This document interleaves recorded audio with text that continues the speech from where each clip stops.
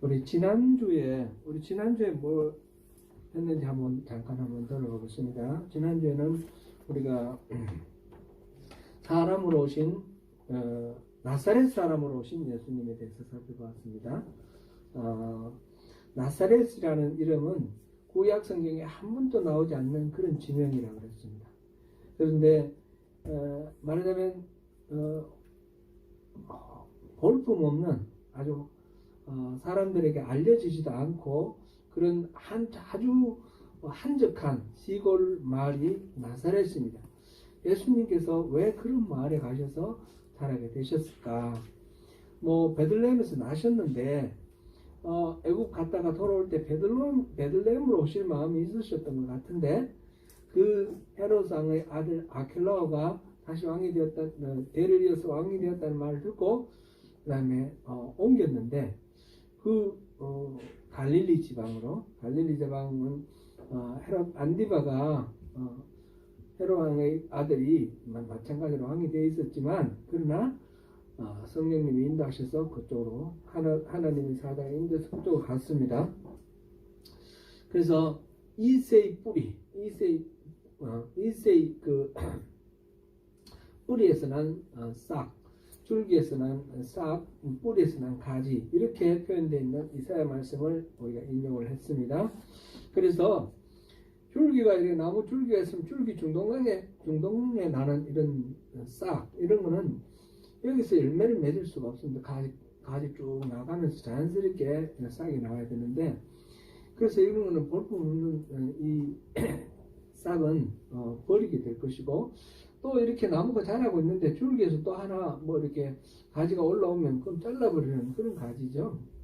그런 식으로 표현이 되어 있습니다. 그러니까 우리가 좋은 결실을 맺기로 기대할 만한 그런 가지가 아니고 볼품 없고 모양 없고 사람들로부터 주목받지 못한 그런 모습으로 이 땅에 오셔서 나사렛이라는 시골 동네에 그렇게 미미한 그런 한촌에 가서 그렇게 자라셨다.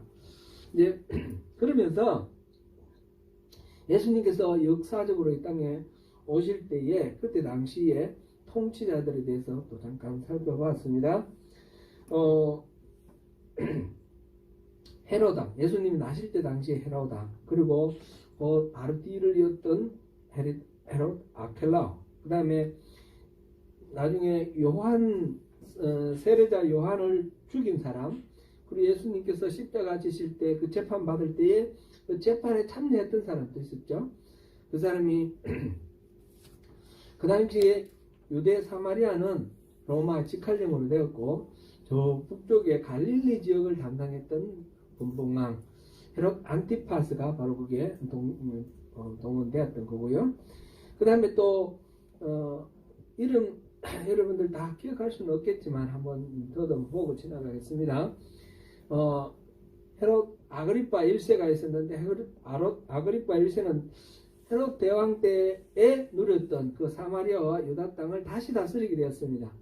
다시 다스리게 되었는데 로마 직할령으로 있던 그걸 다시 다스리게 되었는데 이 사람이 사람들이 막 축축 올리는 바람에 교만해져서 병들어 죽었는데 사도행전에 보면 야고보 사도를 죽였던 그 사람, 그 교만한 왕 헤롯이라는 이름은 나지만 그 사람은 헤롯 아그리파 1세고요.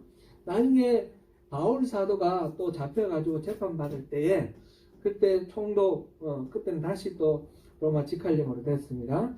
총독 베스도 나오고 벨릭스 나오는데 그 벨릭스에게 재판받고 또 아그리파에게 재판받는다. 그런데 그 아그리파는 헤롯 아그리파 1세의 아들 헤롯 아그리파 2세였습니다. 이렇게 헤롯 왕조가 이렇게 나라를 다스리던 그 상황에서 예수님께서 오셨고 사역하셨고 또 십자가 지셨고 초대교회가 생겼고 이런 상황들이 있었다라는 거. 하나님이 일하시는 것은 항상 역사 속에서 역사와 동떨어져 일하시는 것이 아니라 역사 속에서 일하신다는 것을 보았고, 그렇게 끝으로 봤을 세상적으로 봤을 때는 권력 있고 부가 있고 이 처세술도 대단하고 이런 능력 있어 보이는 헤롯 왕가와 비교할 때 예수님은 아주 아무것도 아닌 것 같은 그랬는데 실상은 하나님의 뜻을 받들어서 그 뜻을 이루시는 분이 예수님이고 그 예수님을 대적하기 위해서 유아 학살부터 시작해서 수많은 적대 행위를 하는 게 이 헤롯 왕조인데 우리가 결과적으로 다 모든 다 알고 있습니다. 결국 하나님 편에 서 있는 예수님이 비교할 수가 없죠. 헤롯 왕조하고는 그런 것을 우리가 보았습니다. 오늘은 이 역사 속에서 등장해서 활동하시는 예수님하고 다른 측면에서 예수님은 역사 속은 어떤 모형을 취하셨든지 간에 본질적으로 어떤 분이신가 그거에 대해서 우리가 보려고 합니다. 이 부분에 대해서는 우리가 요한복음 1장 지금 보고 있는데 요한복음 1장 1절부터 18절까지가 요한복음의 서론입니다. 그래서 예수님의 행적이라든지 말씀이라든지 이거는 나오지 않고 그 이전에 이 요한복음을 통해서 소개할 예수님이 본질적으로 어떤 분이신가를 소개하고 있는 부분입니다. 그래서 오늘 우리가 예수님을 알고자 하는 그 궁금증과 그 질문의 동기에 가장 적합한 본문이기 때문에 1절부터 18절까지 전체를 이렇게 다루는데 본문은 9절부터 14절까지 맞죠? 필요한 부분은 앞뒤로 우리 같이 더불어서 보겠습니다. 사도 요한은 다른 복음 기자들과는 다른 관점에서 예수님을 설명을 했습니다. 마태, 마가, 누가 이 세 사람이 기록한 복음을 우리가 흔히 공관복음이라고 그러죠. 공관복음 관점이 같다. 퍼스펙티브가 같다. 그런 의미로 공관복음이라고 그러고 요한은 좀 전혀 다른 차원에서 다른 관점에서 예수님을 보고 있습니다. 마태나 마가 누가 복음은 예를 들면 예수님이 어릴 때에 태어난 상황, 자라는 상황, 마가복음은 없지만 마태복음과 누가복음은 자세하게 나와 있습니다. 그런데 요한복음은 그런 데 대해서는 이런 방구 언급이 없습니다. 1절을 우리 한번 읽어보겠습니다. 같이 시작. 태초에 말씀이 계시니라. 이 말씀이 하나님과 함께 계셨으니 이 말씀은 곧 하나님이시니라. 아멘. 태초에 말씀이 계셨다. 이렇게 요한복음이 시작합니다. 이 태초, in the beginning, 시작할 때 이 태초는 우리가 상상할 수 있는 시간을 거슬러 올라가고 도저히 도달할 수 없는 그런 그는 뿌리 거기를 지금 가리키고 있습니다. 이 비슷한 표현이 또 어디 있었죠? 어디 있습니까? 창세기 1장 1절에 있습니다. 그죠? 창세기 1장 1절 한번 볼까요? 시작. 태초에 하나님이 천지를 창조하십니다. 거기도 in the beginning God created the heavens and the earth 그랬는데 이 in the beginning 표현은 똑같은데 실상은 약간 좀 차이가 있습니다. 실상은 약간 좀 차이가 있는데 창세기 1장 1절에서 말하는 태초는 그때부터 창조를 시작했으니까 우주를 하나님께서 우주를 창조를 하셨어요. 그 태초예요. 그러니까 창조가 시작된 지점, 그러니까 시간과 공간이 시작된 지점, 시간이 처음 시작된 지점. 근데 요한복음에서 말하는 거는 그보다 그 차원을 뛰어넘는 시간 같아요. 시간이 시작되기 전, 그거를 이제 뭐라고 말할 수는 없어요. 영원의 상태 속에서 태초라고 그렇게 불렀습니다.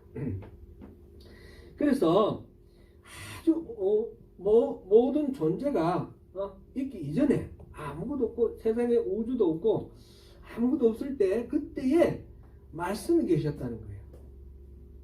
말씀이 계셨고 그 말씀이 하나님과 함께 계셨다고 했어요. 그러니까 아무 존재도 없을 때 두 존재가 있는 거예요. 그죠? 말씀과 하나님이 계셨어요. 그래 있었고 그러니까 말씀과 하나님이 함께 계셨다. 이 말씀이 바로 뒤에 보면 말씀이 육신을 입고 이 땅에 오셨다 그랬습니다. 말씀이 누구를 가리키는 말씀인지 우리 알겠죠? 말씀이 예수님입니다. 말씀이라는 말, 여기에 말씀으로 번역한 이 말은 원래 성경이 기록될 때 헬란말로 기록되는데 헬란말로는 로고스입니다. 로고스는 논리, 이치, 법칙 뭐 이런 의미를 가지는 말이에요. 태초에 하나님 계셨고 어떤 뭐가 있었는데 그게 논리, 로고스가 있었다는 거죠. 로고스가 있었는데 이 성경에서 말하는 바는 그 일반적인 그 헬라의 서적에 나오는 그런 개념 논리하고는 조금 다릅니다. 그 논리, 그 로고스의 개념을 빌어써서 로고스라고 일컬었지만 약간 다른 거죠. 지금 요한이 뭘 설명하고 싶어 했는가? 그거는 우리가 이제 전체적으로 이해를 해볼 때 그 이치와 논리지만 그것이 하나님과 연결돼서 하나님의 뜻, 하나님의 논리, 하나님의 계시, 하나님의 권능 그런 의미를 가진 그런 말로 로고스라는 단어를 썼습니다. 그 하나님의 이렇게 뜻이라고 이렇게 하죠. 하나님의 뜻 이래 버리면 하나님께 소유되는 어떤 이치처럼 이렇게 생각되기 때문에 그렇게 말하기도 조금 조심스러운데 별개로 하나님과 같이 계셨는데 하나님의 뜻, 하나님의 마음, 하나님의 소원 이런 것이 로고스다 이렇게 우리가 보면 되겠습니다. 근데 그 로고스와 하나님 함께 계셨고 결국은 하나님의 뜻이고 하나님의 의지니까 하나님과 같은 분이잖아요. 그래서 하나님과 곧 하나님이시니라 이렇게 되어 있습니다. 실제로 보니까 그죠? 이 말씀은 곧 하나님이십니다. 말씀이 바로 그런 말씀이 태초부터 있었고 하나님과 함께 있었고 그분이 하나님과 동일하신 분이었다 이런 거 봅니다. 그리고 이 함께라는 말 보통 이제 함께 이거 영어로 with로 되어 있는데 이게 헬란 말로 보통 이런 함께라는 말을 쓸 때는 n이라는 단어를 씁니다. n이라는 단어를 쓰는데 여기서는 프로스라는 단어를 썼어요. 이 프로스라는 단어는 영어로 치면 toward, 향하여 이런 뜻이에요. 그러니까 지금 말씀이 하나님을 향하여 계셨다 이런 뜻입니다. 하나님을 지향하여 하나님과 분리될 수 없이 하나님을 지향하는 그런 존재로 이 말씀이 계셨다라는 그런 것입니다. 이 전치사 이걸 통해서 결국은 말씀과 하나님이 분리되지는 않고 그러니까 긴밀한 관계를 가진 그런 어떤 존재 그렇게 지금 설명을 하고 있습니다. 마태복음에서는 예수님을 설명을 할 때 아브라함과 다윗의 자손 그래서 예수님에서부터 쭉 거슬러 올라가면 아브라함이 됩니다. 누가복음에서 보면 예수님부터 요셉을 거슬러 쭉 올라가는데 마지막에 아담이 나옵니다. 아담. 그러니까 예수님 아담의 자손으로 이렇게 나오는데 요한복음에서는 그런 피조물로서의 인간의 끝이 아니라 그 이전 창조주로서 하나님과 함께 있는 그런 말씀으로 설명이 되어 있습니다. 3절을 우리 같이 한번 읽어볼까요? 3절 시작. 만물이 그로 말미암아 지은 바 되었으니 지은 것이 하나도 그가 없이는 된 것이 없느니라. 이때 그는 누구예요? 말씀이에요. 말씀.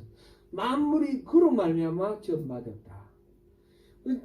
우리 창세기에서 이 피조물 만물은 누가 만드셨어요?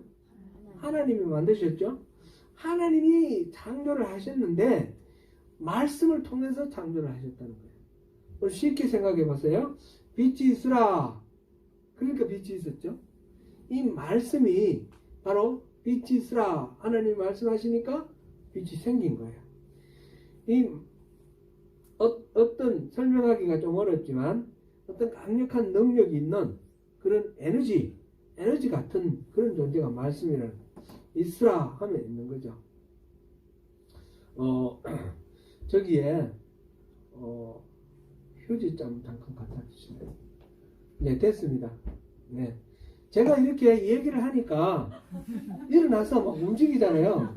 그렇죠? 이 말에 능력이 있는 거예요. 그렇지 않습니까? 미안합니다. 인간의 말에도 하나님이 형상대로 지으신 인간이기 때문에 이 말에 능력이 있는 거예요.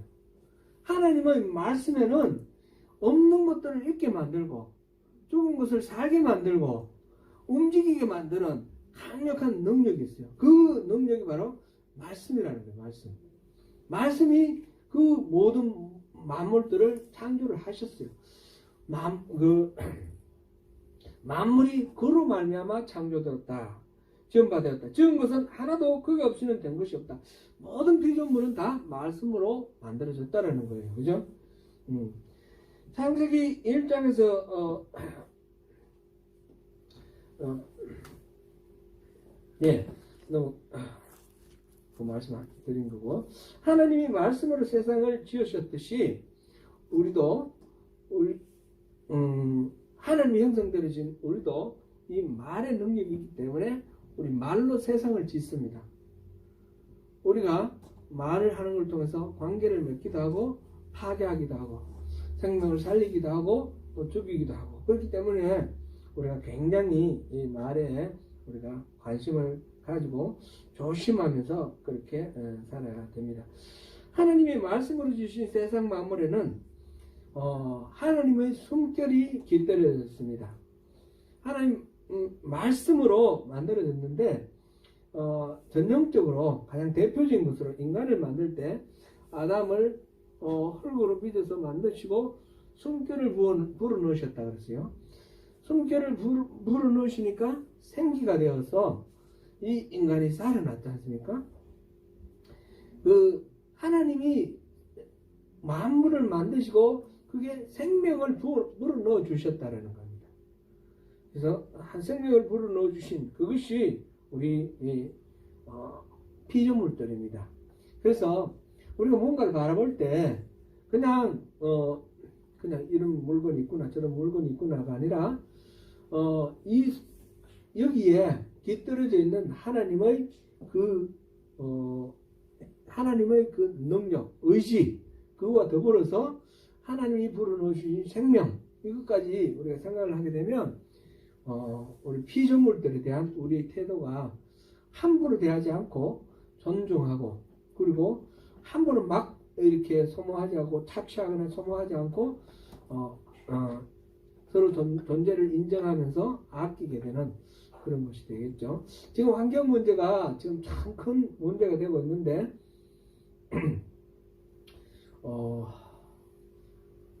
아주 심각한 것 같아요. 그죠?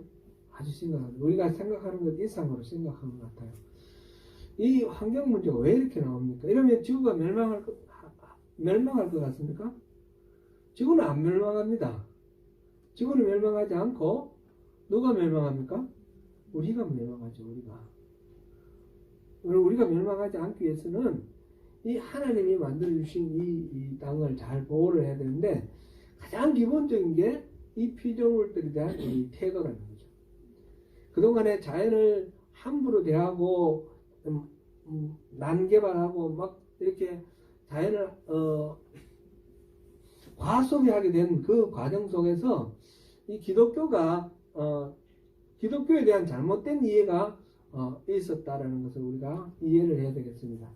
이 땅을 정복하고 다스리라 그랬으니까 정복하고 다스리는 것을 그냥 우리가 마음대로 내키는 대로 써도 되는 것처럼 그렇게 정복하고 다스리는 쪽으로 생각을 했는데, 그런 것이 아니라는 거죠. 우리가 여러 번 그런 말의 의미를 살펴봤는데, 다스린다는 말을 우리가 살펴봤죠. 이 동양에서도 다스린다는 말이 그렇고, 이 성경에 다스린다는 말도 원래는 그런 겁니다. 동양에서도 치산치수라는 말이 있잖아요. 산을 다스리고 강을 다스리는 게 치산치수인데, 그 말은 산에 있는 거 함부로 뭐 모든 자원을 막 빼서 쓰는 것을 말하는 것이 아니라 산이 산사태도 나지 않고 그 산이 산 모습을 그대로 유지할 수 있도록 보존하는 게 치산입니다. 치수도 마찬가지입니다. 강이 그 물길을 따라 잘 흐르도록 해놓는 것이 치수입니다. 그게 잘못되면 비가 왔을 때 산에서 나무가 많이 있어서 물을 흡수를 해가지고 홍수가 나지 않게 해야 되는데 이게 막 무너지고 홍수가 나고 이래서 강에 막 들어가서 강이 막 범람하고 토지나 뭐 집들이 이렇게 홍수에 쓸려가고 이게 난리가 나는 거죠. 그래 되면 전통적으로 동양사에서 보면 왕이 그 책임을 지게 돼 있어요. 왕의 책임 중에 치산치수가 큰 책임입니다. 그때 치산치수는 산은 산답게 물은 물답게 보존하는 그런 것을 치산치수라고 그랬습니다. 다스린다는 그런 의미가 있습니다. 다스리는 것은 하나님이 만드신 피조물을 하나님의 창조 목적에 합당하게 보존하고 지키는 것, 그것이 다스림의 바른 의미입니다. 오늘날 우리가 환경에 대해서 그 태도를 우리가 회복해야만 이제 우리가 살 수 있습니다. 우리가 자연의 그런 상황, 그 창조주와 우리와의 관계를 생각하면서 4절을 한번 읽어보겠습니다. 4절은 제가 그 PPT 안 만들었네요. 그 안에 생명이 있었으니 그 생명은 사람들의 빛이라. 그 모든 그 피조물들, 지금 만물들을 이야기했는데 만물 안에는 생명이 있다는 거죠. 만물, 우리 식물과 동물들 생명이 있는 건 알지만 무생물들에도 보면 길게 봤을 때는 생명이 있어요. 산이나 강이나 다 생명이 변화가 있고 생성되었다가 소멸되어가는 그런 생애가 있고 그런 걸 이렇게 볼 수가 있습니다. 그랬을 때 그 생명은 그 만물들 안에 들어있는 그 생명, 그게 보니까 사람들의 빛이다 이렇게 표현을 했습니다. 자연의 빛을 한번 생각해 보겠습니다. 빛이라는 게 뭔가? 빛은 결국은 그게 없으면 사물을 우리가 볼 수도 없고 뭐가 뭔지 식별할 수도 없고 어디로 가야 될지 길을 알 수도 없고 그렇게 길도 알 수가 없고 사물을 분별할 수 없는 그런 상태, 어둠이 되는 거죠. 여기서 빛이 들어오면 모든 것들을 볼 수 있게 되는 거죠. 마찬가지로 이 자연의 빛과 마찬가지로 여기서 말하는 이 빛은 자연의 빛이 아닌 다른 우리 내면의 빛을 말하는데 그 내면의 빛은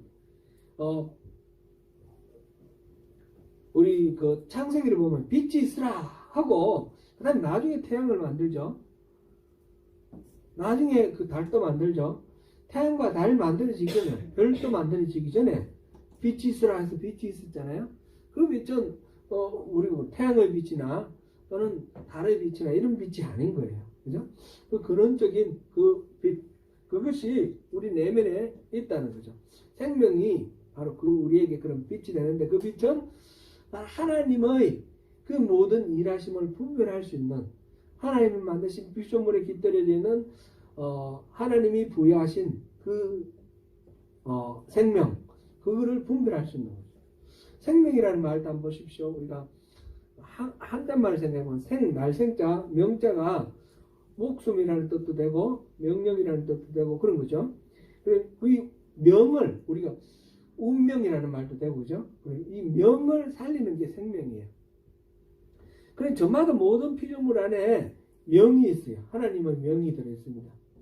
그거를 분별하고 판별하고 해서 그 속에서 우리가 어느 방향으로 살아갈 것인가 삶의 방향을 찾는 것, 이거는 다 빛이 있을 때에 가능한데 그 빛이 바로 하나님이 우리에게 주시는 빛입니다. 그런데 이 빛은 사람이 눈이 있어도 다 볼 수가 없는데 눈이 있다고 다 볼 수 있는 게 아닌데 그걸 볼 수 있도록 만드는 실질적으로 객관적으로 볼 수 있게 만드는 그런 조건이 바로 이 빛이 되는 것이죠. 빛이 있어야 볼 수 있습니다. 어둠 속에서는 우리가 볼 수 없습니다. 이때 빛이 어둠에 비추면 밝아지고 볼 수 있게 되는데 예수님이 바로 그 참빛이다. 그렇게 여기서 말하고 있습니다. 9절 같이 읽어볼까요? 시작. 참빛 곧 세상에 와서 각 사람에게 비추는 빛이 있으나니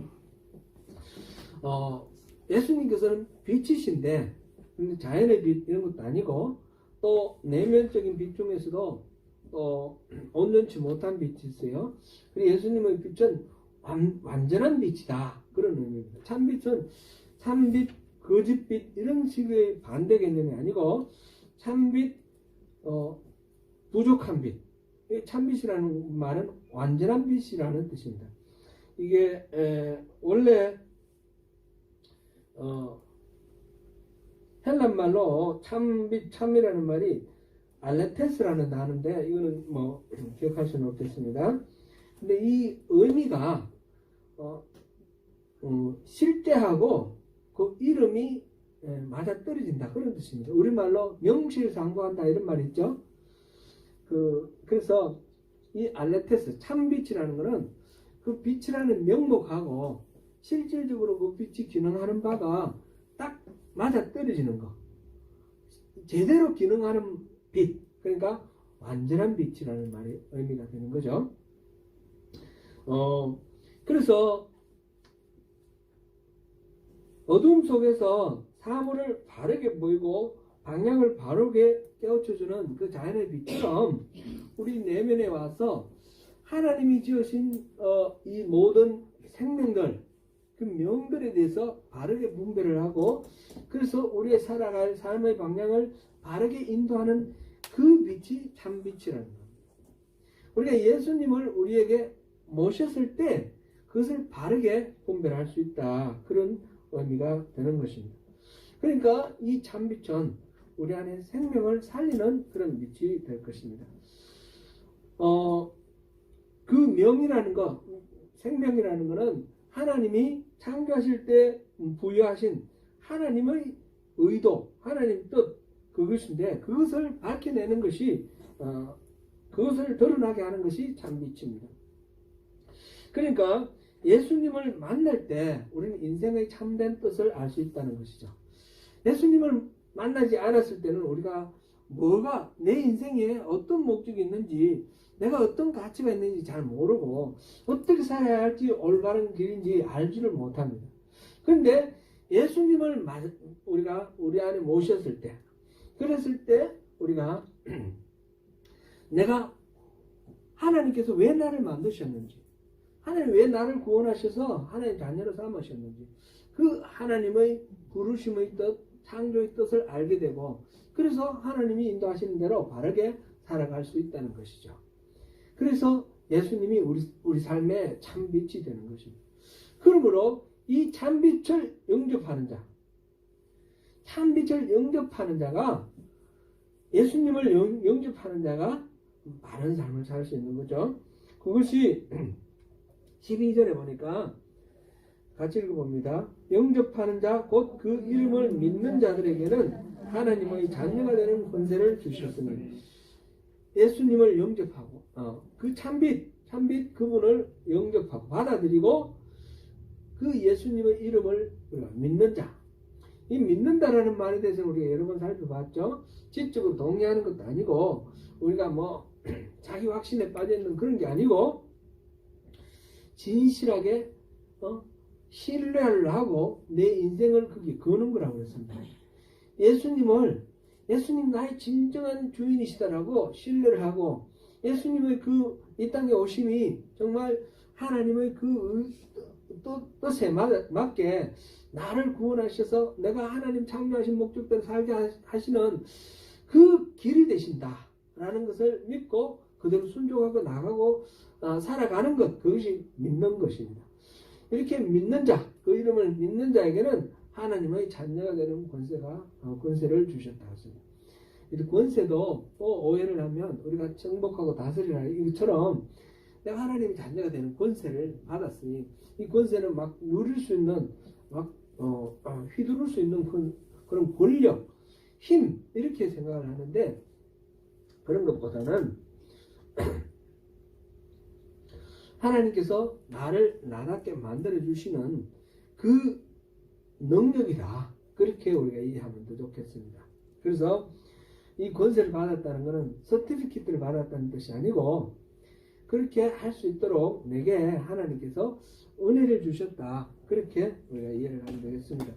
이거는 우리가 여러 번 살펴봤듯이 빌립보서 2장 13절 그 개념을 우리가 잘 이해를 하면 되겠습니다. 빌립보서 2장 13절 같이 한번 읽어보겠습니다. 시작. 너희 안에서 행하시는 일은 하나님이시니 자기의 기쁘신 뜻을 위하여 너희에게 소원을 두고 행하게 하시는 우리 안에서 행하시는 이가 하나님이시라는 겁니다. 그래서 우리에게 소원을 두시는 겁니다. 누구의 소원요? 하나님의 소원을 우리 안에 두시고 그 다음에 행하게 하신다고 그랬어요. 우리로 하여금 그 하나님의 소원을 행하도록 일해 주시는 분이 우리 안에 계신 하나님이시라는 겁니다. 그러니까 내가 목표를 정해놓고 그걸 위해서 열심히 일하면서 하나님 도와주세요 이런 차원이 아니고 내 안에 들어와 계시고 내 안에 하나님의 소원을 두시고 나로 하여금 그 하나님의 소원을 이루어갈 수 있도록 계속해서 인도하시고 서포트하시고 하시는 그런 하나님의 뜻에 따라서 그 하나님의 그 일하심을 우리 손발이 되고 우리가 입술이 되어서 이루어 나가는 것 그것이 우리 인생이라는 거죠. 그렇게 할 수 있는 것이 바로 이 하나님의 자녀가 되는 권세를 얻은 삶입니다. 권세. 그래서 하나님의 자녀가 되었으면 이제는 하나님이 이렇게 해주시기 때문에 내가 아무렇게나 살아도 되는 게 아니라 하나님이 이렇게 해주시기 때문에 내가 하나님의 자녀답게 살 수 있게 된다는 거죠. 하나님의 자녀다운 삶을 살 수 있는 자유를 누릴 수 있다라는 것이죠. 자유라는 말도 우리가 생각을 해봤습니다. 우리 부르심을 사용할 때 자유는 내가 하고 싶은 거 내키는 대로 하는 것이 아니라고 그랬습니다. 자유는 뭐라고 그랬죠?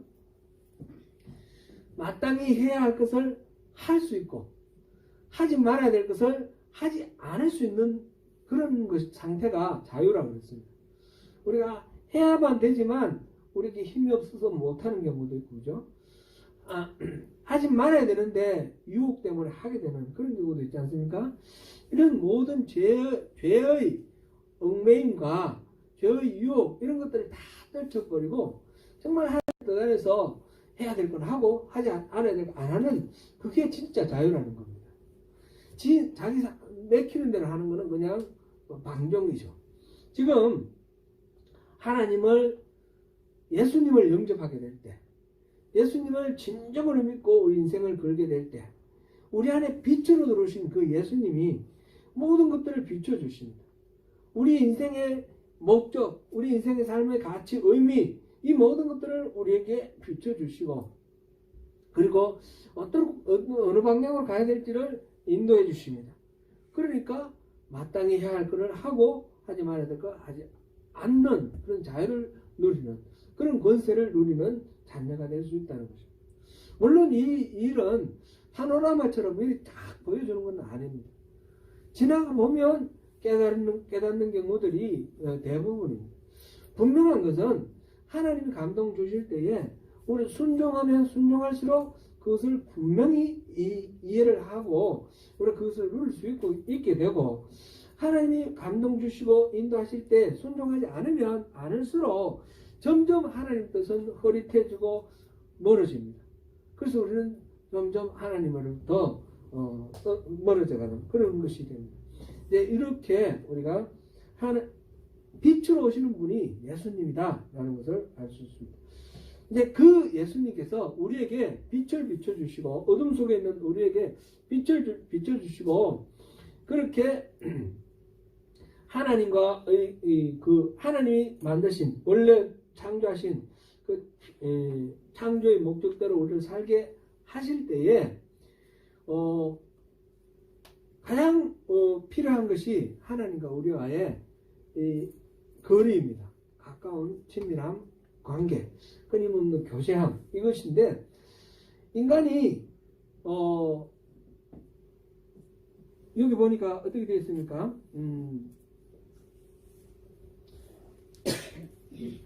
10절 그가 세상에 계셨으며 세상은 그로 말미암아 지은 바 되었으되 세상이 그를 알지 못하였고 자기 땅에 오매 자기 백성이 영접하지 아니하였다 그랬습니다. 예수님께서 그런 분이시고 그렇게 빛을 비춰주셨는데도 그거를 깨닫지 못하고 어둠 속에 그냥 미궁 속에 계속 있다라는 거죠. 빛이 비춰도 우리가 눈을 감고 있으면 안 보이는 겁니다. 그래서 우리에게 그런 상황에 있는 우리에게 이 하나님과의 관계 교제를 가깝게 해주시기 위해서 하나님이 직접 이 땅에 내려오셨다는 거죠. 지금 그게 14절의 말씀입니다. 14절 말씀 같이 한번 읽어보겠습니다. 말씀이 육신이 되어 우리 가운데 거하시면 우리가 그의 영광을 보니 아버지의 독생자의 영광이요 은혜와 진리가 충만하다. 아멘. 말씀이 육신을 입고 이 땅에 오셨습니다. 그런데 또 여기도 조금 질문이 있습니다. 말씀이 이 땅에 오셨는데 왜 하필이면 육신을 입고 오셨을까? 그런 질문을 해볼 수 있습니다. 말씀이 인간이 되었다 이렇게만 말해도 될 것 같은데 육신이라는 말 속에는 굉장히 부정적인 이미지가 들어있거든요. 이 육신이라는 말이 헬란말로 사럭스라는 말인데 이거는 우리의 살덩어리예요. 살덩어리. 말씀이 우리의 살덩어리를 입고 이 땅에 오셨다. 그 살덩어리는 보면 인간의 한계를 나타내고 인간의 욕망을 나타내는 그런 부정적인 이미지의 말입니다. 그 예수님께서 이 땅에 오실 때에 인간의 한계를 입고 오셨다는 겁니다. 여러 가지 부정적인 그런 요소들을 다 가지고 이 땅에 오셨다는 것입니다. 예수님이 오실 때 예수님도 사람들의 말에 상처 입기도 하고 예수님도 유혹을 받기도 하고 예수님도 피곤해서 지치기도 하고 예수님도 슬픈 일을 당했을 때 울기도 하는 그런 인간적인 모든 약점을 다 가지고 있는 그런 한계 속에서 우리 예수님이 오셨다는 것입니다. 그러니까 우리가 무슨 이 성경을 읽으면서 예수님을 우리가 본받아야 된다 할 때 그건 예수님이니까 그렇지 뭐 우리가 뭐 우리 죄인인데 이런 식으로 말할 수는 없다라는 겁니다. 예수님도 우리랑 똑같은 인간으로 오셨기 때문에 그 인간의 인간의 육신을 입고 이 땅에 오신 분인데 그러니까 우리의 모든 것들을 다 경험하시고 이해하시고 다 체험하신 분이죠. 그러니까 예수님께서 그런 말씀하셨잖아요. 심지어는 나보다 더 큰 일도 할 수 있다고 하셨습니다. 그러니까 예수님이니까 라고 이렇게 핑계는 될 수가 없습니다. 우리가 똑같은 모습으로 오셨습니다. 빌립보서 2장 5절부터 8절까지 한번 읽어보겠습니다. 빌립보서 2장 5절부터 8절까지 시작. 너희 안에 이 마음을 품으라. 곧 그리스도 예수의 마음이니 그는 근본 하나님의 본체시나 하나님과 동등됨을 취할 것으로 여기지 아니하시고 오히려 자기를 비워 종의 형체를 가지사 사람들과 같이 되셨고 사람의 모양으로 나타나사 자기를 낮추시고 죽기까지 복종하셨으니 곧 십자가에 죽으십니다. 하나님으로서의 모든 그 권위와 권능을 다 내려놓으시고 사람과 똑같은 그런 상태로 이 땅에 오셨습니다. 자기를 다 비우고 하나님으로부터 누릴 수 있는 그런 모든 권위 그런 상황을 다 내려놓으셨습니다. 그렇게 육신을 입고 우리 가운데 사셨습니다. 여기서 또 14절에 말씀이 육신이 되어 우리 가운데 거하심에 그런데 거한다는 산다 이런 뜻이죠. 이 말이 원래 그 헬란 말로 스케노라는 단어를 썼는데 이거는 천막을 치고 산다 그런 뜻입니다.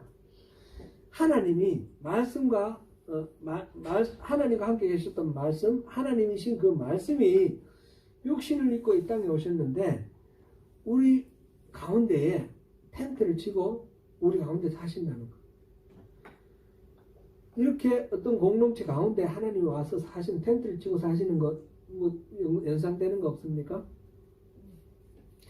성막이 떠오르죠. 출애굽 공동체의 성막. 하나님이 그 이스라엘 공동체 그 무리 한가운데 성막을 짓게 하시고 그곳에서 만나 주셨습니다. 성막 또는 회막 이렇게 불렀죠. 그래서 인간과 하나님 사이에 그곳에 미팅이 이루어집니다. 그럼 인간이 죄 때문에 하나님 앞에 못 나가는 것을 대비를 해서 여러 가지 제사 제도를 만들어 놨는데 그 핵심은 하나님과 만남입니다. 지금 예수님께서 이 땅에 오셔서 텐트를 치고 이 땅에 거하신다고 했어요. 예수님 자신이 텐트가 된다는 뜻입니다. 그러니까 예수님이 성막이 된다는 거죠. 예수님이 성결이 되어서 그곳에서 하나님과 인간이 만나게 되는 거죠. 예수님께서 나는 길이요 진리요 생명이다. 나로 말미암지 않고는 아버지께로 올 자가 없다 말씀하셨습니다. 예수님 바로 성전이 되셔서 그곳에서 하나님께서 우리를 만나 주시게 그렇게 되었습니다. 예수님 자신이 성전이라는 표현은 요한복음 2장 19절에서 21절 보면 이 성전을 헐라 내가 사흘 만에 다시 일으키리라 그 말씀하셔요. 그럴 때 요한이 설명하기를 예수님 자기 자신을 성전이라고 말했다. 그렇게 설명을 하고 있습니다. 성전은 자신의 몸을 가리킨 것이다. 그렇습니다. 곧 예수님께서 자기 자신이 성전이 되셔서 이 땅에 오셔서 자신을 통해서 하나님이 세상 사람들을 만날 수 있도록 하기 위해서 자기가 텐트가 되어 주셨다는 거예요. 하나님이 왜 그렇게 예수님을 보내셔서 텐트로 삼으셨어요? 하나님 뜻이 어디에 있습니까? 하나님은 인간을 만나고 싶어 하시는 거예요. 인간과 동행하고 싶어 하시는 거예요. 인간 가운데 임마누엘, 임재하기를 원하시는 거예요. 이 요한복음을 통해서 예수님이 사람의 몸을 입고 이 땅에 오셨다는 이 성탄절의 이 사건이 그냥 해피한 어떤 기념일이나 또 산타크로스가 오는 날이나 이런 게 아니라 이 우주 만물을 만드신 하나님이 날 만나기 위해 오셨다는 거예요. 그리고 한 번 만나고 떠나시는 게 아니라 텐트를 치고 계속 살기를 원하시는 거예요. 그래서 예수님이 육신의 한계 때문에 이 땅에서 생애를 마치시고 십자가를 지시고 성천하셨지만 성령을 보내주셔서 우리 가운데 성전을 이루시고 이곳에서 하나님이 계속해서 만나주시는 거죠. 하나님은 곧 예수님을 통해서 우리에게 하나님의 그 속마음을 선포를 하신 거예요. 나랑 좀 사귀자. 나랑 좀 같이 있자. 나랑 동행하자. 무엇을 생각하든지 무엇을 행동하든지 나랑 같이 좀 의논하고 나랑 같이 움직이자. 이거를 위해서 예수님을 이 땅에 보내셨다는 것입니다. 사랑하는 성도 여러분, 성탄절은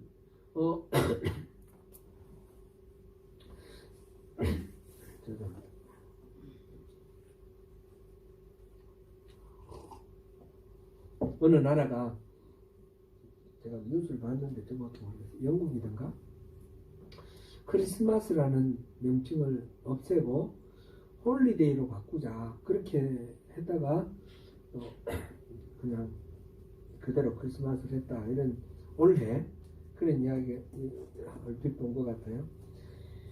크리스마스 그리스도가 이 땅에 오신 이거를 부인을 하고 싶어 하는 거예요. 그거를 인정하고 싶지 않은 그게 오늘날 이 세상인데 하나님께서 간절한 마음으로 안타까운 마음으로 우리 가운데 장막을 치시고 우리와 동행하시고 우리와 임마누엘 하시면서 함께 하기를 소원하시는 그런 것을 구체적으로 나타내신 게 인간의 육신을 입고 이 땅에 오신 성탄절입니다. 오늘 그 성탄절의 의미를 생각하면서 예수님이 바로 그 하나님으로서 우리를 만나러 오신 분이시다 라는 것을 기억하면서 주님과 동행하시고 항상 함께 하시는 가운데서 주님이 허락하시는 모든 은혜를 누리시는 저와 여러분 되시기를 축원합니다.